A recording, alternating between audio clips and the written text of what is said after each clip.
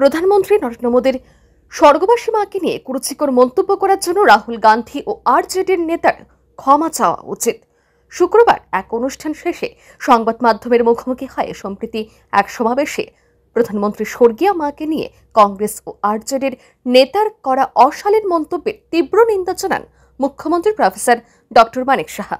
তিনি বলেন, 2014 সালের পর থেকে প্রধানমন্ত্রী নরেন্দ্র মোদীর সুযোগ্য নেতৃত্বে ভারতবর্ষ এগিয়ে চলেছে। একটি গরিব পরিবারের সন্তান হয়ে প্রধানমন্ত্রী হিসেবে দেশের নেতৃত্ব দেওয়ার বিষয়টি কিছুতেই সহ্য করতে পারছিলেন না বিরোধীরা। বিভিন্ন সময় প্রধানমন্ত্রীকে আক্রমণ করে বিভিন্ন অপবাদ লাগিয়েছেন তারা। কিন্তু এবারে প্রধানমন্ত্রী নরেন্দ্র মোদীর স্বর্গবাসী মাকে নিয়ে যেভাবে কুরুচিকর মন্তব্য করা হয়েছে সেটি কোনোভাবেই গ্রহণযোগ্য নয়। শুধু বিহার নয়, গোটা দেশবাসী কোনোভাবেই তা মেনে নেবে না।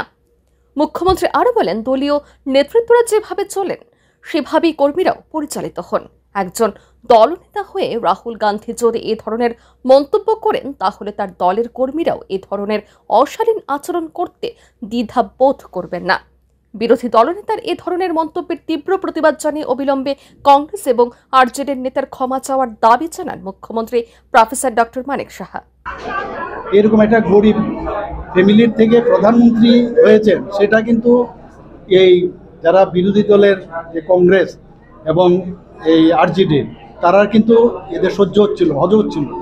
তো সেই জায়গায় আগেও বারবার নানা রকম কথা বলতো, কিন্তু এইবার ওনার মাকে নিয়ে, ওনার স্বর্গবাসী মাকে নিয়ে যে কথায় যেভাবে কথা বললো, সেটা আমার মনে হয় শুধু বিহারের মানুষ না, সারা ভারতবর্ষের মানুষ কেউ এটাকে কোনো অবস্থায় সহ্য করবে না। এবং আমরা তো নাই, এবং অত্যন্ত অশোভনীয় যে শব্দ ব্যবহার করেছে আপনারা নিশ্চয়ই শুনেছেন। এটা কোনো কালচার হলো? এবং বিহারে আমি নিজেও ছিলাম, বিহারে আমি দেখেছি ওখানকার একটা সংস্কৃতি আছে, এবং বিহারে তো কোনো অবস্থায় সেটাকে মানবে না। এটা কী ধরনের কথা? ওনার পূজনীয়, ওনার যে আমাদের মাননীয় প্রধানমন্ত্রীজির যে স্বর্গবাসী মাকে নিয়ে ওনাকে যেভাবে কথা বলেছে সেটা কোনো অবস্থায় মানা যায় না। এর জন্য আমি বলবো, এর জন্য দায়ী এর কংগ্রেসের যিনি নেতা আমাদের রাহুল গান্ধী এবং আরজেডির যে নেতা, এবং ওনারা দুজনের যেভাবে উস্কাত তাদের কার্যকর্তাদের।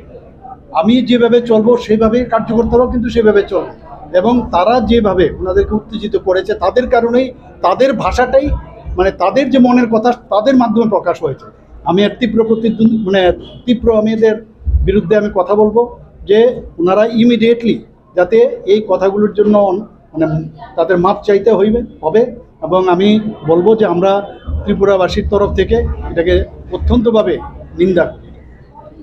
প্রসঙ্গত উল্লেখ্য, সম্প্রতি বিহারের দারভাঙ্গায় কংগ্রেস ও আরজেডির এক যৌথ রাজনৈতিক সমাবেশে প্রধানমন্ত্রী নরেন্দ্র মোদী এবং তার স্বর্গীয়বাসী মাকে অশালীন মন্তব্য করা নিয়ে উত্তাল হয়ে উঠেছে জাতীয় রাজনীতি। এ বিষয় নিয়ে তীব্র ক্ষোভ প্রকাশ করেছেন কেন্দ্রীয় স্বরাষ্ট্রমন্ত্রী অমিত শাহ সহ বিজেপির অন্যান্য নেতৃত্বরা। Bureau report, RE news.